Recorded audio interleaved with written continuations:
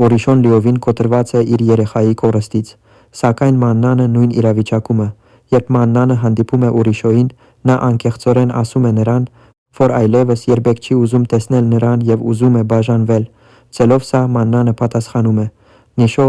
ես շատ եմ նեղվել առաջ, ուստի խնդրում եմ, մեկ անգամ խոսիր ինձ հետ»։ Նիշոն պատասխանում է.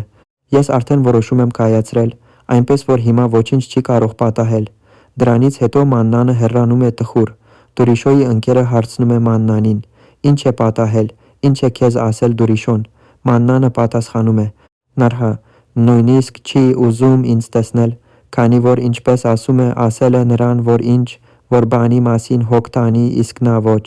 Այնուհետև մաննանը դուրս է գալիս հիվանդանոցից,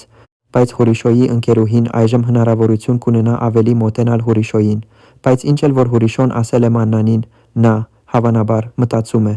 «Ես մեծ սխալ եմ թույլ տվել մաննանին ասելով հեռանալ, նա կորցրել է իր երեխային և հիմա նա շուտով կկորցնի նաև մանանին, ուստի Հուրիշոն սկսում է գոռալ, ապա գալիս է նրա ընկերը, որից հետո Հուրիշոն ասում է,